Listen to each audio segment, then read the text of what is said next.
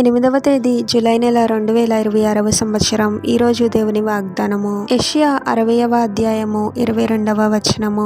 వారిలో ఒంటరి అయిన వాడు 1000 మంది అగును, ఎన్నిక లేని వాడు బలమైన జనమగును. సహోదరి సహోదరులారా, ప్రభువు ఒక వ్యక్తిని హెచ్చించాలి అనుకుంటే దానిని ఎవరు ఆపలేరు. మనుషులు ఎన్ని అడ్డంకులు సృష్టించినా, ఎన్ని ప్రతికూల పరిస్థితులు వచ్చినా ప్రభువే తన కార్యాన్ని అద్భుతముగా జరిగిస్తాడు. ఈ రోజు మనము అందరికీ బలహీనులముగా, చిన్నవారిగా, అల్పమైన వారముగా కనిపించవచ్చు. ఎప్పుడు మన పరిస్థితిని బట్టి బాధపడకూడదు, కానీ ప్రతి పరిస్థితిలోనూ ప్రభువునకు నమ్మకంగా జీవిస్తూ ఉన్నప్పుడు మనం చేసేది చిన్న పని అయినప్పటికీ ప్రభువు దానిని గొప్పగా ఆశీర్వదిస్తాడు. ఆనాడు ప్రభువు అబ్రహామును పిలిచి ఆకాశము వైపు చూడమని, నక్షత్రముల వలె తన సంతతి అవుతుంది అని ప్రభు చెప్పాడు. ప్రభు చెప్పిన విధంగానే అబ్రహాముని ఎంతగానో ఆశీర్వదించాడు. ఈరోజు మనము ఒంటరి వారముగా, బలహీనమైన పరిస్థితిలో ఉన్నప్పటికీ ప్రభు అంటూ ఉన్నాడు, వారిలో ఒంటరి అయిన వాడు 1000 మంది అగును, ఎన్నిక లేని వాడు బలమైన జనమగును అని.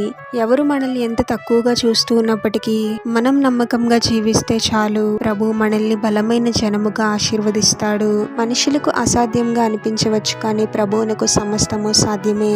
ప్రభువు పట్ల భయభక్తులు కలిగి జీవించే వారి జీవితాలలో ప్రభువు ఊహించని విధంగా ఆశీర్వాదములను, అభివృద్ధిని కలుగజేస్తాడు.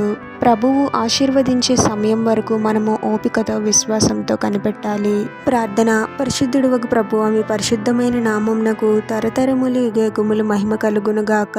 మరొక నూతన దినంలోనికి మమ్మల్ని క్షేమంగా ప్రవేశింపచేసిన దేవా, మీకే స్తోత్రం తండ్రి. మీరు ఆశీర్వదిస్తే చాలు ప్రభువా, అది ఎన్నటికీ ఆశీర్వాదకరంగానే ఉంటుంది తండ్రి. ఈరోజు మేమున్న లేని పరిస్థితిని బట్టి, బలహీనతలను బట్టి ఎవరు ఎంత తక్కువగా చూస్తూ, నిందిస్తూ, వారి మాటల చేత, క్రియల చేత బాధ పెడుతూ ఉన్నప్పటికీ వారిని బట్టి మేము భయపడి బాధపడే వారముగా ఎప్పుడు ఉండకూడదు ప్రభువా.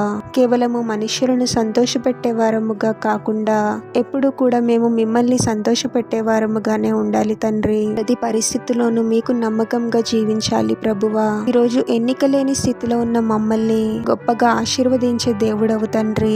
ఈ లోకం దృష్టిలో మేము ఒంటరి వారమైనప్పటికీ మాకు మీరు తోడుగా ఉన్నారు అనే ధైర్యంతో మేము ముందుకు వెళ్ళాలి తండ్రి.